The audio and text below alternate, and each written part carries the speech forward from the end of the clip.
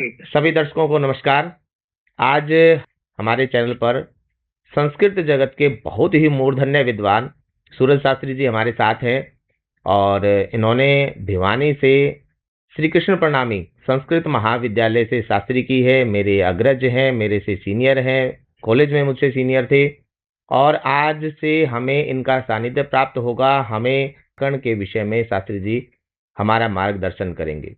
शास्त्री जी सबसे पहले हिसार में जिंदल मॉडल स्कूल में कार्यरत थे। उसके बाद इन्होंने भारतीय आर्मी को ज्वाइन किया, एज ए धर्मगुरु ज्वाइन किया और उसके बाद अब संस्कृत प्राध्यापक के रूप में हिसार में कार्यरत हैं। शास्त्री जी का हमारे चैनल पर हार्दिक स्वागत और अभिनंदन। बहुत बहुत धन्यवाद कृष्ण जी। तो आज हम शास्त्री जी के साथ शुरू करने जा रहे हैं एक वीडियो सीरीज जिसमें हम HTET, CTET, RTET या किसी भी प्रतियोगिता के लिए अगर संस्कृत ग्रामर उसमें आती है तो उसके लिए सबसे महत्वपूर्ण विषय होता है कारक। तो कारक को आज हम शास्त्री जी के श्रीमुख से सुनेंगे। शुरू करते हैं कारक प्रक्रिया। जी नमस्कार कृष्ण जी और सभी दर्शकों को मेरा नमस्कार। कहते हैं कि यद्यपि बहुअधीशे तदपि पुत्रक पठ व्याकरणम।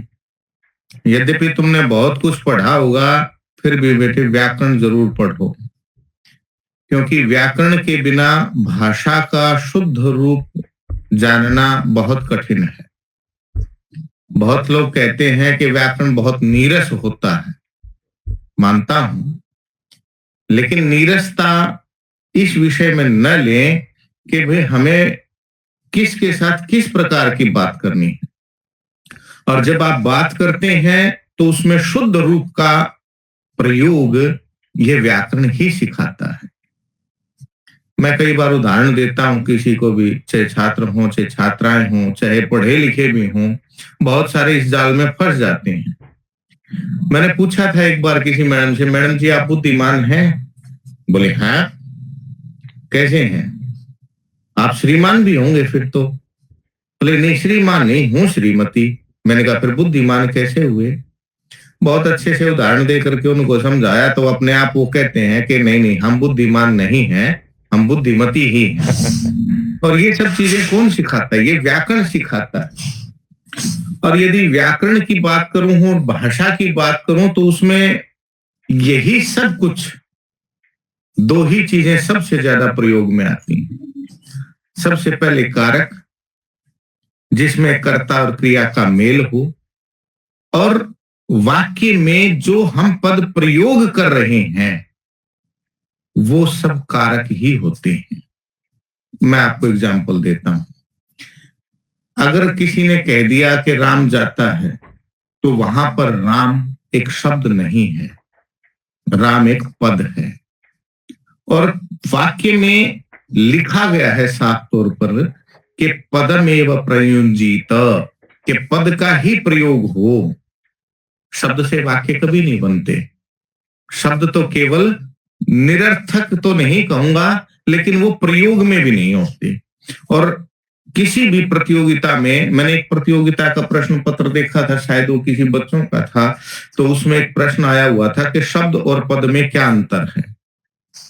तो शब्द स्वतंत्र होते हैं, लेकिन वही शब्द यदि किसी वाक्य में आ जाए तो वो पद बन जाते हैं।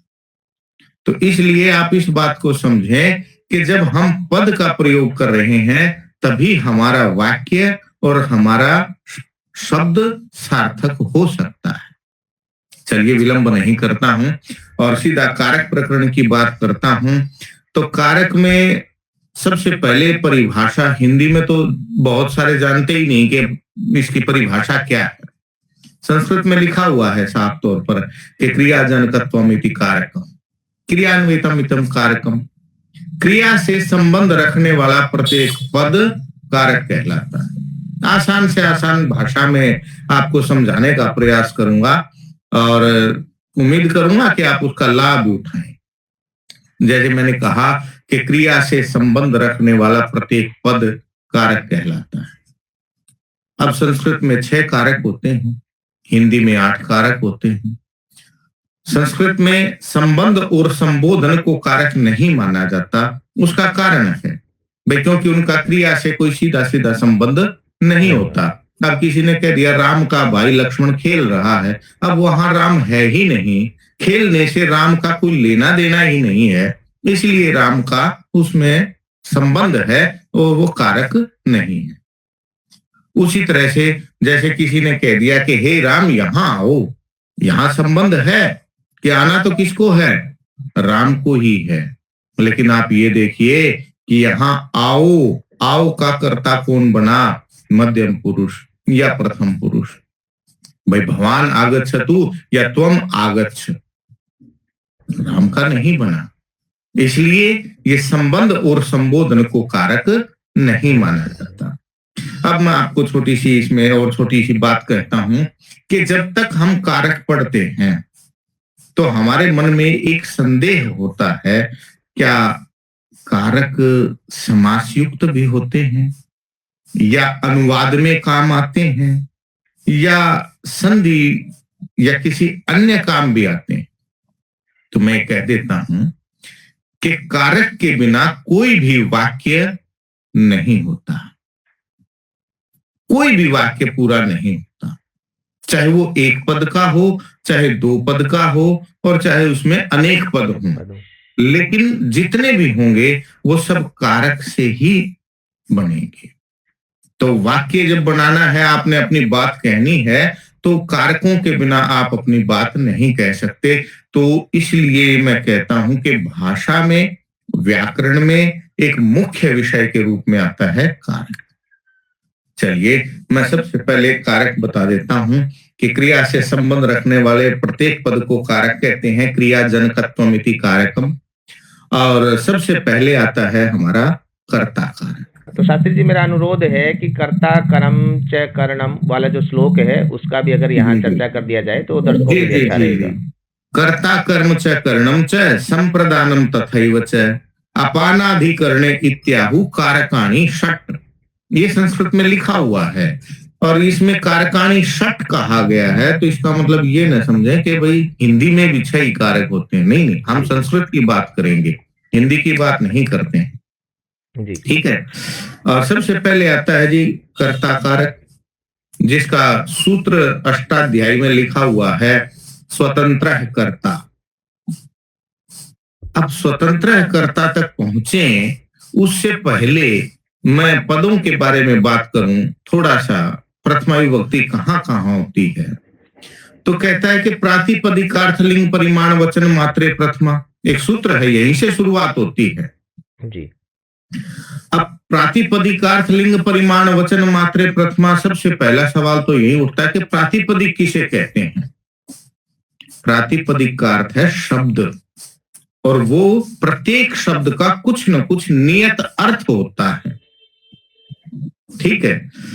किंतु संस्कृत व्याकरण वाले जो है ना, व्याकरण, जब तक किसी शब्द में कोई प्रत्यय नहीं जुड़ जाता तब तक उसका प्रयोग नहीं करते।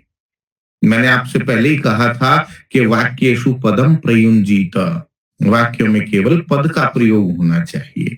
और पद कैसे बने? सुप्तिंगंतम पदम, हमने संज्ञा प्रकरण में भी पढ़ा था कि जिसके पीछे सुबंत या तिंगंत लगा हो वही पद बनता है, चाहे वो अव्यय हो। अव्यय पद भी होते हैं जिनमें विभक्ति नहीं चलती लेकिन वो पद माने जाते हैं, इसीलिए तो उनका वाक्य में प्रयोग होता है। ठीक है जी। प्रातिपदिकार्थ लिंग परिमाण वचन मात्रे प्रथमा, इसमें प्रातिपदिकार्थ मैंने आपको बताया जिसका वो शब्द जिसका कोई नियत अर्थ हो, और वो कब पद बनता है? जब उसके पीछे सुबंत या तिगंत लग जाता है। ठीक है जी। फिर आता है लिंग। लिंग का मतलब ज्ञान, कोई पुल्लिंग है, स्त्रीलिंग है, नपुंसकलिंग है। संस्कृत में 3 लिंग होते हैं।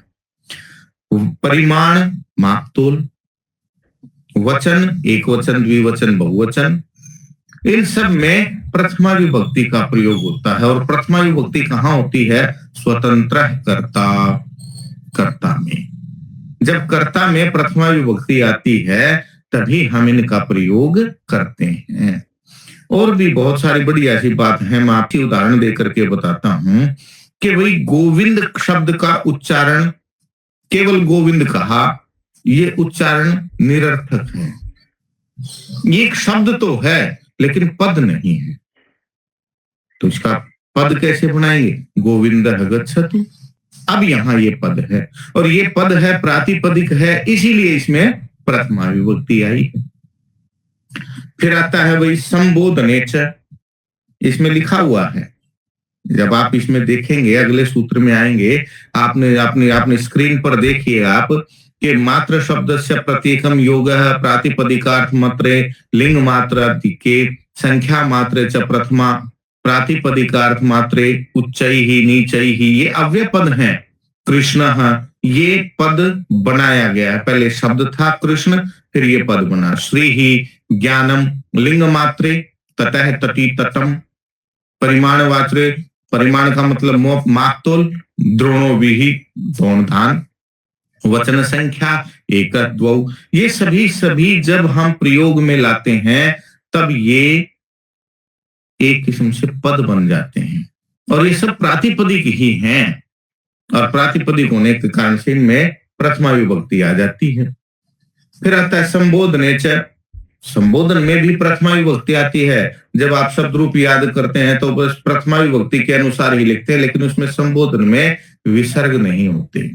एक सूत्र आता है वो संबोधने च, संबोधन अर्थ में विसर्गों का लोप कर देता है। मैं आपको बताऊंगा, जैसे इसमें हे राम, यहां प्रथमा विभक्ति ही है, सु प्रत्यय ही आया। अब वो एक पुरानी कहावत है कि भाई सोमवार, मंगलवार, बुधवार, गुरुवार, शुक्रवार, शनिवार, रविवार, बोला अब क्या, अब फिर से सोमवार।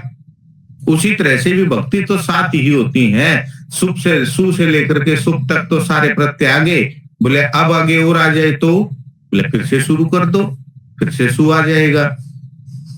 तो यही सब इसमें नियत है और नियत होने के कारण से ये सारे के सारे शब्द प्रातिपदिक बन जाते हैं। और मैं थोड़ी सी इसमें और भी बताऊंगा, क्योंकि अभी इसमें केवल कर्ता कारक ही इतना वैल्यूएबल है, कीमती है, मूल्यवान है कि जिससे आप कर्ता और क्रिया का मेल सीखते हैं, वाक्य बनाते हैं।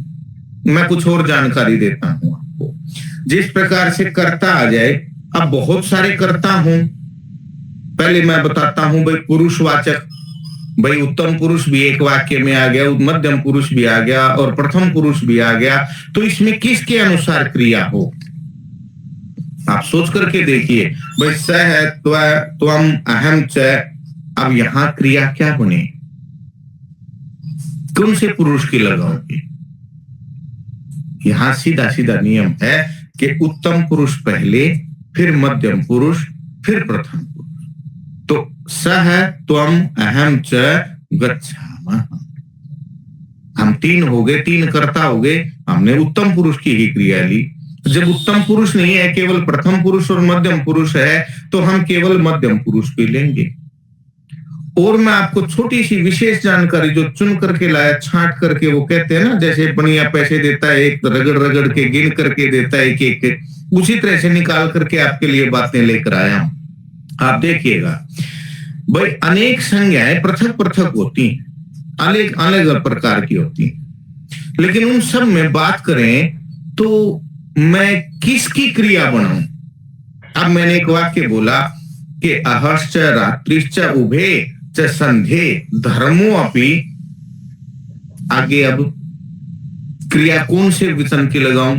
इतने कर्ता हो गए, सारे के सारे प्रथम पुरुष के हो गए, तो क्रिया किसके अनुसार लगाई? मैं आपको छोटा सा बताता हूं कि जब इस प्रकार से वाक्य आते हैं, इस प्रकार के शब्द जुड़ते हैं, पद बन जाते हैं, अलग अलग सब दिखाई देते हैं, हम अमूमन बहुवचन की क्रिया लगा देते हैं। रमेश है, सुरेश है, च गच्छतः, च जोड़ देते हैं, मानते हैं।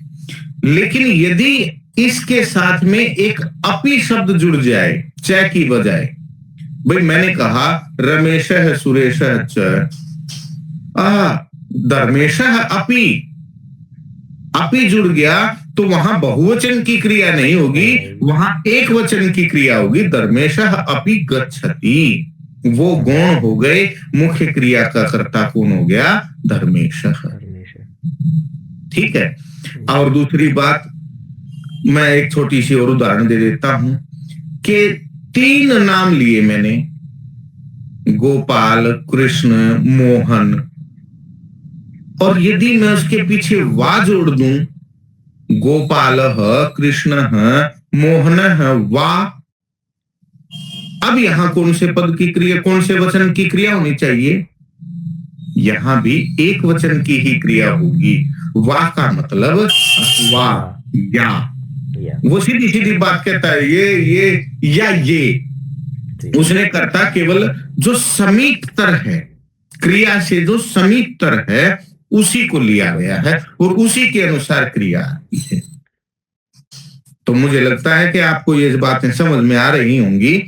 और मैंने वचन के उसके पुरुष के बारे में आपको बता ही दिया था कि भाई पहले उत्तम पुरुष की क्रिया, यदि उसमें कर्ता उत्तम पुरुष का है तो उसमें फिर मध्यम पुरुष की और फिर प्रथम पुरुष की। शास्त्री जी, ये बात आपने ना बहुत ही अच्छी बताई है, क्योंकि कारक के सूत्रों के अलावा कई बार परीक्षा में इस प्रकार के भी प्रश्न आते हैं कि वाक्य को शुद्ध करें, और उसमें ये कारक के सूत्रों का हिस्सा न होते हुए भी बहुत ही महत्वपूर्ण बात थी जो आपने यहाँ रखी है।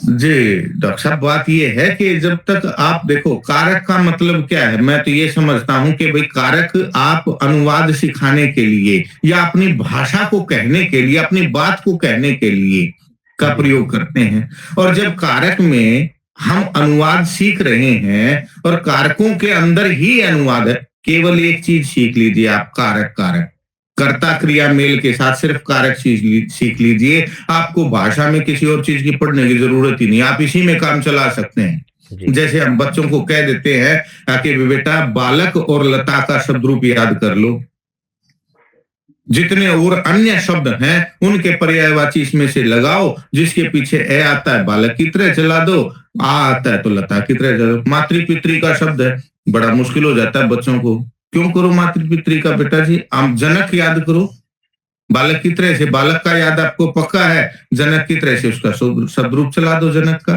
बालक की तरह से अंबा का चला दो लता की तरह से। इस तरह से आप यदि छोटी छोटी बातें उसमें लेकर के चलेंगे तो आप अपनी भाषा पर पूर्ण अधिकार प्राप्त कर सकते हैं। जी सर, ठीक है जी। ये आपका कर्ता कारक हो गया है जी। और कर्ता कारक सबसे मुख्य होता है। मैं आपको छोटा सा और उसमें विस्तार कर दूं कि कर्ता कारक में प्रथमा विभक्ति होती है। हम अमूमन गांव के उसमें यदि भाषा को, व्याकरण को नीरस न बनाए, थोड़ा सा सरस बनाने की कोशिश करें तो क्रिया जो है वो कर्ता की यानी प्रथमा विभक्ति की पत्नी होती है। जिस भी शब्द में प्रथमा विभक्ति होगी क्रिया उसी के अनुसार आएगी।